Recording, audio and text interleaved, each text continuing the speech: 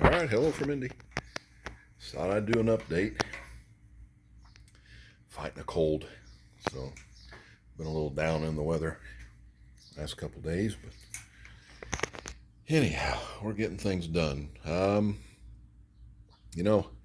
just got a few parts I'm waiting on, just little things here and there. But if I had those few little parts, the car would pretty much be ready to fire up tomorrow. So just just finishing everything up. All this stuff, the water pump and that stuff goes on quick. Got the headers on. A few little things I'm trying to decide what spark plug I want to run. I have a Champion J10 in there now, and I also have a set of NGK V Power, which I think are something number 5 plug. Trying to decide on that. Trying to decide on the carb, the fuel setup, just little things like that. But getting her going.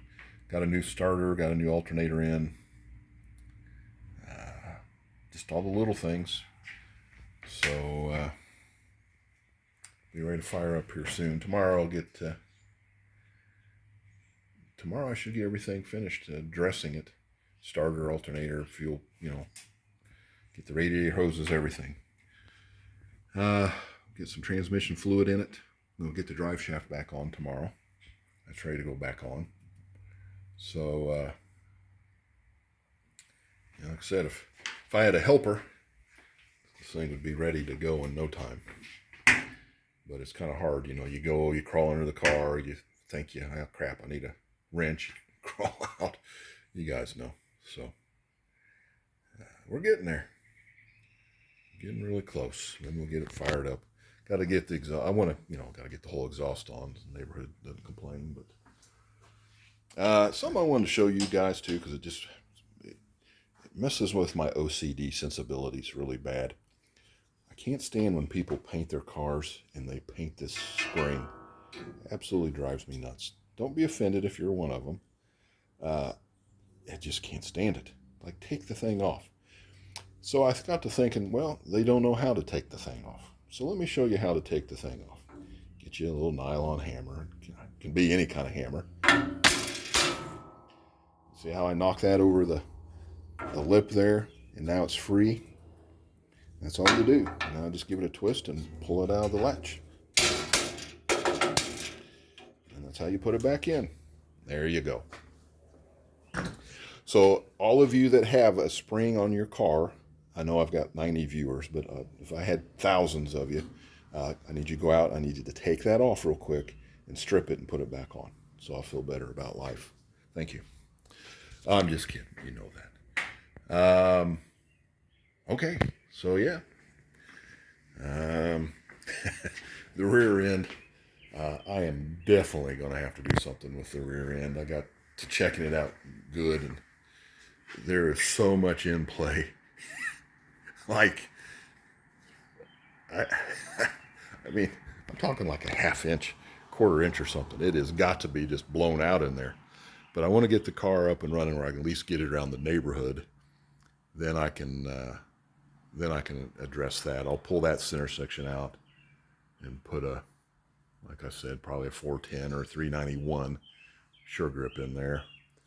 And then I've got these other two, like I've already told you.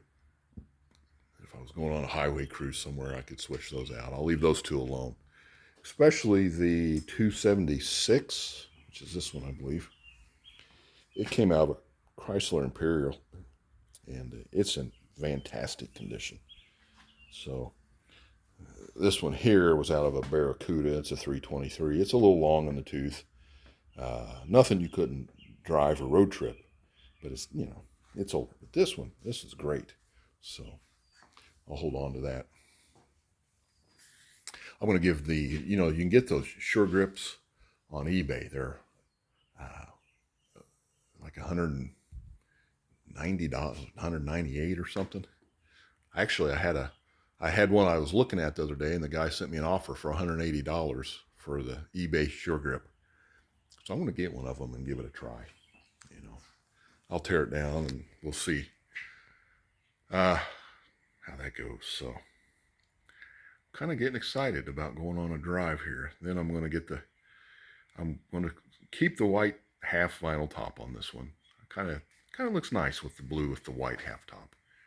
So I'm going to keep that.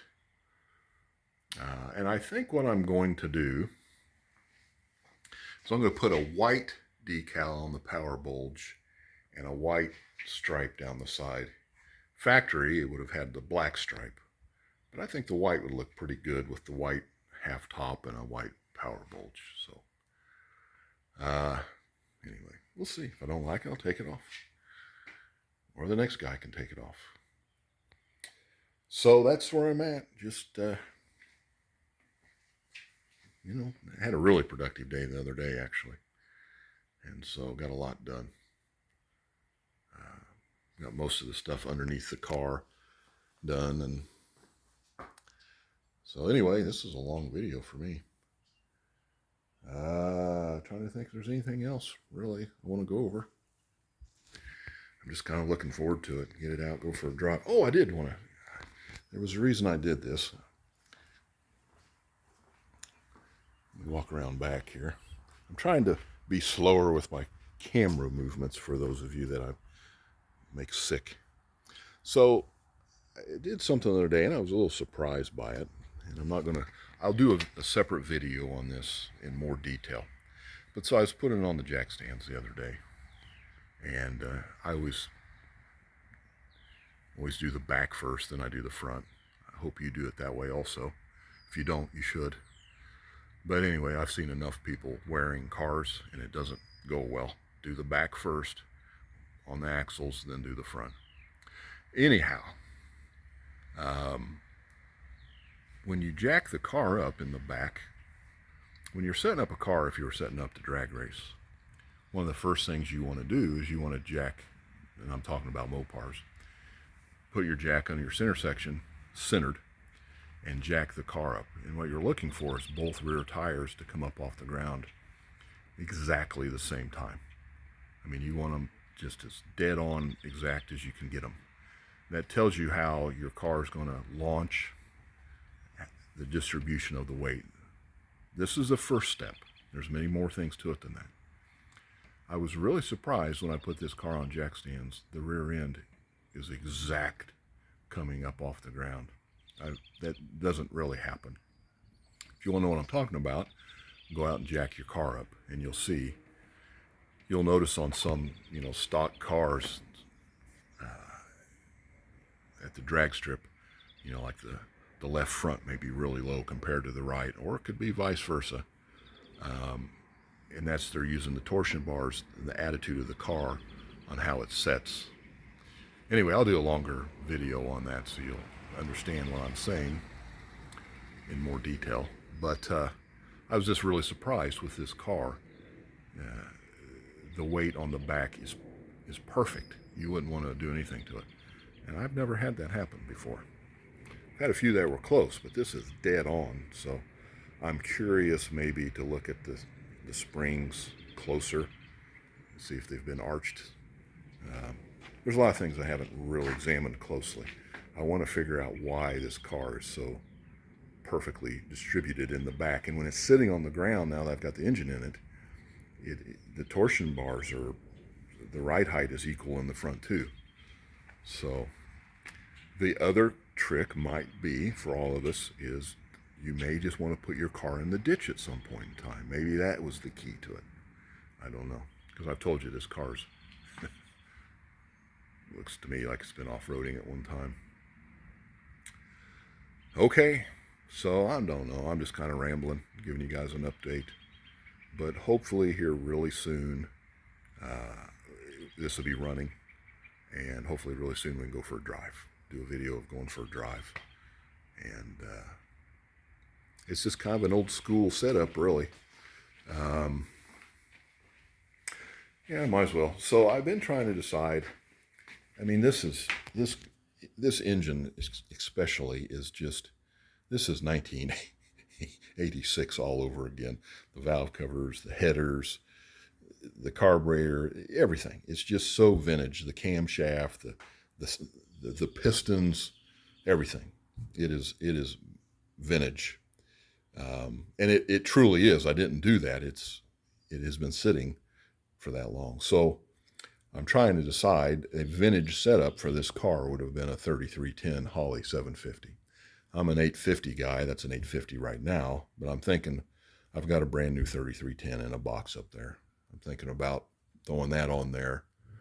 Then if I do that, then I want to get a red, white, and blue fuel log for it, a vintage fuel log. Or I could use a Mr. Gasket, just the steel pipe or the copper pipe, whatever they're called. But I think the red, white, and blue would be nice and vintage also. So those are little things I'm thinking about doing. And you'll see before long. I'm kind of leaning towards the 750. Just to do something different, something vintage. And these 850s are getting so expensive. The new ones are, I don't know, they're probably $1,000 right now. So I might just save this for a more high performance need down the road. Or, you know, if I upgrade this, if I ever get it zero decked, upgrade everything. So anyway, I'm just kind of thinking out loud. But anyhow, do that, and I'll show you some tuning stuff on the Holley too when we get to that point. Okay, so yeah, this is definitely a long video for me. I think that's all I wanted to show you. Just an update, really. What is today? It's Friday, so y'all have a great weekend. Later.